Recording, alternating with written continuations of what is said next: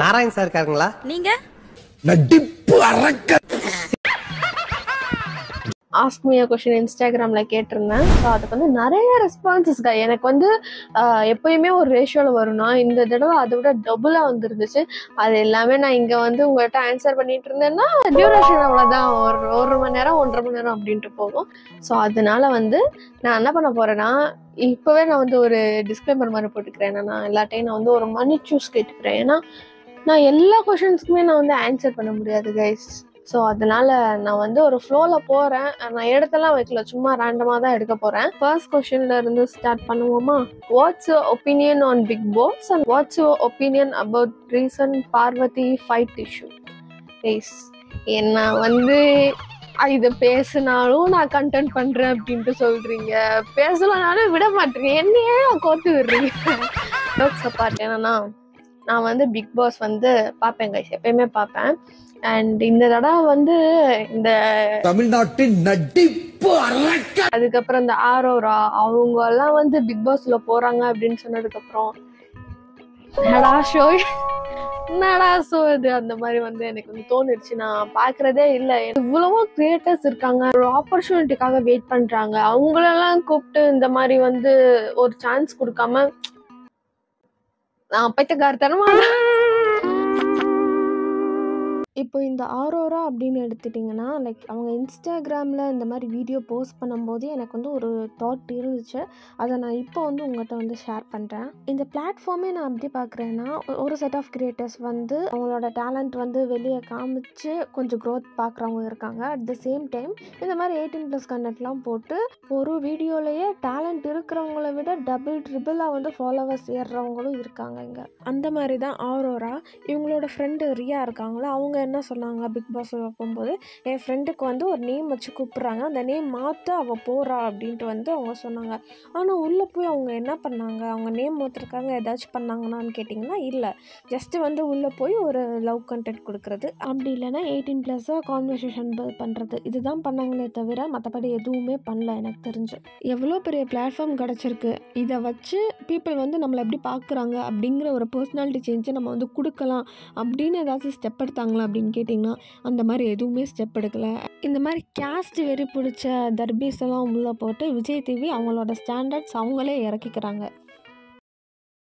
Parvati fight issue பற்றி சொல்லணும்னா like அந்த இடத்துல ஒரு மென்னாக இருக்கட்டும் இல்லைன்னா ஒரு உமனாக இருக்கட்டும், தட்ஸ் நாட் அபவுட் ஜெண்டர். அவங்களுக்கு பிடிச்சி தள்ளி ஃபிசிக்கல் அட்டாக் பண்ணுறது ஓகே, அவங்களுக்கு இந்த மாதிரி அடிப்பட்டதுக்கு அப்புறமும் அவங்க வந்து இந்த மாதிரி பண்ணது வந்து எனக்கு என்னமோ லைக் என்னடா ஹியூமனிட்டியா எல்லாம் விளையாண்டுட்டு இருக்கீங்க அந்த மாதிரிதான் எனக்கு வந்து தோணுச்சு. எனிவே பார்வதி பண்றது வந்து கொஞ்சம் வந்து எரிச்சலா தான் கைஸ் இருக்கும். பட் நம்ம கூட ஒருத்தவங்க இருக்காங்க, அவங்க வந்து பேசுறது என்னமோ நமக்கு வந்து இரிட்டேட்டா தான் இருக்கு அப்படின்னா கூட அவங்களுக்கு அடிபட்டுருச்சு அப்படின்னா நம்ம அதுக்கு ட்ரீட்மெண்ட் எடுக்கலையா, ஏதாச்சும் ஆயின்மெண்ட் வந்து நான் இது பண்ணி விடுவேன் அந்த மாதிரிதான் நம்ம வந்து கேட்போமே தவிர அடிபட்டிருக்கா இரு கத்தி எடுத்து இன்னும் 4 வாட்டி குத்துறேன் அப்படின்னு போவாங்களா? What ever the character is irritating. But இங்க நான் வந்து உமன் அப்படின்னு பேசல, நாங்க ஜெண்டரே இழுக்கல, காமனா சொல்றேன். அதை விட கமெண்ட்ஸ் பார்க்கும்போது உனக்குலாம் வேணும், என்னடா 1 Pro Maxல இருக்கீங்க, கமெண்ட்ஸ் எல்லாம் பாக்குற கைஸ் வரைக்கும் இதுவும் வேணும் இன்னும் வேணும் என்னென்னமோலாம் கமெண்ட் போட்டுட்டு இருக்காங்க ப்ரோ. இது வந்து எனக்கு இன்ஸ்டாகிராம் என்னடா டாக்ஸிக்கா மாறிட்டு வருது அந்த மாதிரி வந்து எனக்கு ஃபீல் ஆகுது. இதுவே ரொம்ப நேரம் போயிடுச்சு, நெக்ஸ்ட் போலாம். What do you think about Gauri press meet issue? நான் அதை வந்து பேசலாம் அப்படின்னு இருந்தேன், சரி அதுக்கப்புறம் இதை பேசினாலும் என்னடா நான் எது பேசணும்னு அடிக்கிறீங்க, என்னடா நான் பண்ணுவேன். இந்த டியூட் படம் பத்தி பேசினா இதை வச்சு இந்த பொண்ணு மில்க் பண்ணுது அப்படின்னு சொல்லுவீங்க. கௌரி பிரஸ் மீட் ஒரு பொண்ணுக்காக ஒரு பொண்ணு பேசுது அப்படின்ட்டு வந்து பேசினாலும் ஒரு கண்டென்ட் கச்சிடக்கூடாது, உடனே வந்து உட்கார்ந்துறது அப்படின்னு அடிக்கிறீங்க. நான் தான் பண்றது. பட் இட்ஸ் ஓகே, நான் அதை வந்து பேசணும் அட்ரஸ் பண்ணணும் அப்படின்னு நினைச்சேன். அது வந்து ஒரு ஸ்டெபிலிட்டியான கொஸ்டின். இதுல இருந்து உனக்கு கத்துக்க வேண்டியது என்னன்னா, இப்ப நம்ம இருக்கோம், நமக்காக யாராச்சும் வந்து பேசுவாங்க அப்படின்ட்டு வந்து எக்ஸ்பெக்ட் பண்றதும் தப்பு தான், அப்படி இருக்கிறதும் தப்பு தான். நமக்காக மட்டும் தான் பேசணும். அங்க வந்து எவ்வளோ மென்ஸ் இருந்தாங்க, அவங்கதான் அவங்களுக்காக வந்து பேசுனாங்க. அவங்க பக்கத்துல யாரோ ஒருத்தர் டைரக்டரா யாருன்னு சரியா தெரியல, அவங்க பக்கத்துல வந்து ஹீரோ உட்கார்ந்துருந்தாங்க. அவங்க கொஸ்டின்ஸ் கேக்குறாங்கன்னா அவங்க வந்து ப்ளீஸ் பண்றாங்க. ஆப்போசிட்ல வந்து இந்த மாதிரி ரிப்போர்ட்டர்ஸ் இருப்பாங்களா, அவங்க கிட்ட ப்ளீஸ் பண்றாங்க. லைக் ஓகே ஓகே சரி விட்டுருங்க, ஓகே ஓகே அப்படின்னு தான் சொல்றாங்களே தவிர, இவங்களுக்கு வந்து யாருமே நீங்க எப்படி சொல்லலாம் அப்படின்னு ஒரு வாய்ஸ் கூட வந்து கேட்கல. அவ்வளோ மென்ஸ் இருக்காங்க. அவங்க ஒருத்தவங்க மட்டும்தான் ஃபீமேல் இருக்காங்க. அவங்களுக்காக ஸ்டெப் பண்ணிக்கிட்டாங்க, அது ஓகே. ஆனா எனக்கு என்ன பாக்குறதுக்கு கஷ்டமா இருந்துச்சுன்னா, அவங்க க்ரூ மெம்பர்ஸே யாருமே சப்போர்ட் பண்ணல. அவங்க வந்து ப்ளீஸ் பண்றாங்க ரிப்போர்ட்டர்ஸ்ட. இது கேட்குறப்பவே இது தப்பான கொஷின் மாதிரி இருக்கு அப்படின்னு வந்து அவங்களுக்கு தெரியலையா என்னமோ. தெரியலையா என்னமோலாம் இல்லை, தெரியணும்.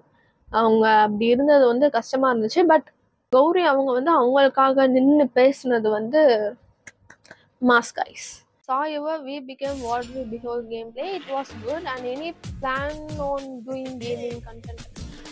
நான் வந்து இன்னொரு கண்டென்ட்டும் நான் வந்து எடுத்து வச்சிருக்கேன், அப்லோட் பண்ணும்.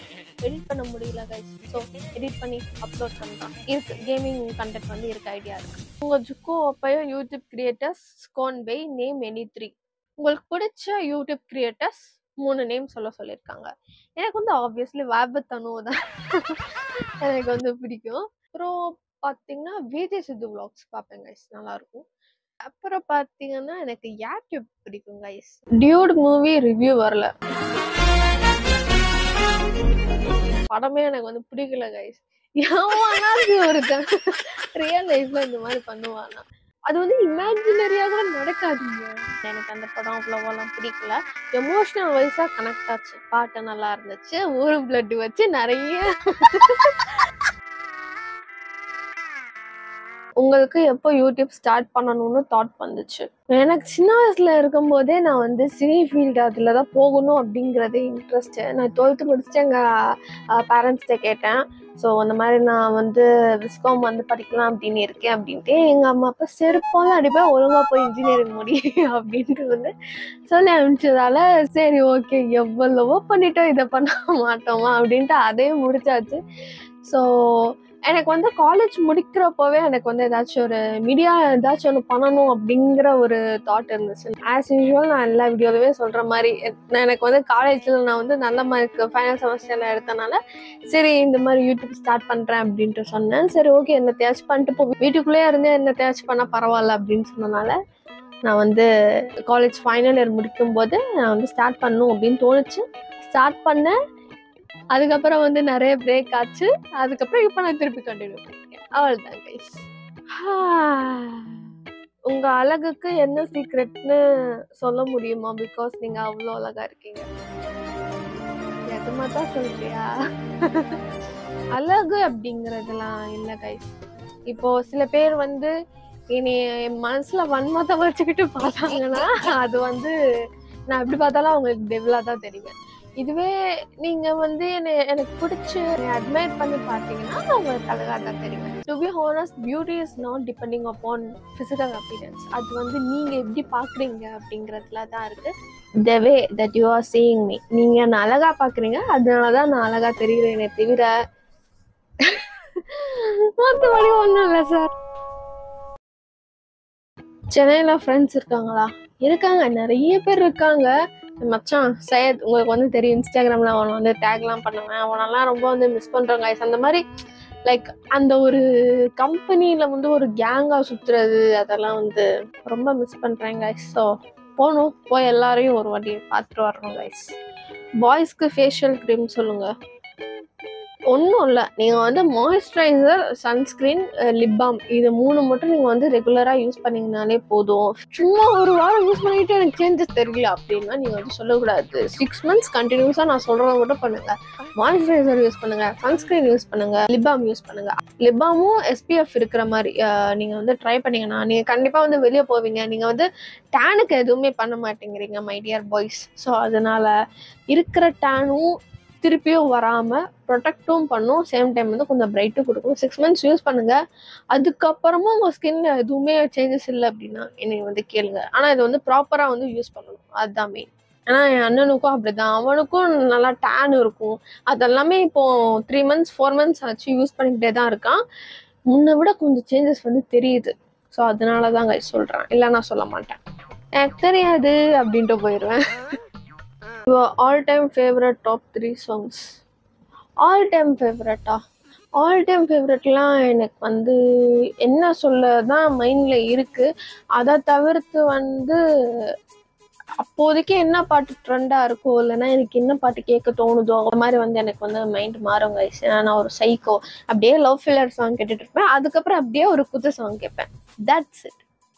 கொஷின்ஸ்லாம் இல்லாமல் நீங்கள் அழகாக இருக்கீங்க. Thank you so much. That's it guys. இந்த வீடியோ உங்களுக்கு வந்து பிடிச்சிருக்கோம் அப்படின்னு நினைக்கிறேன். அண்ட் வேறு அந்த மாதிரி வீடியோஸ் பண்ணலாம் அப்படிங்கிறத வந்து கமெண்ட்ல சொல்லுங்கள். அப்படி இல்லைனா எனக்கு வந்து டிஎம் பண்ணுங்கள். அண்ட் தென் தடவை ஃப்ரம் யூர் ரேக்கி.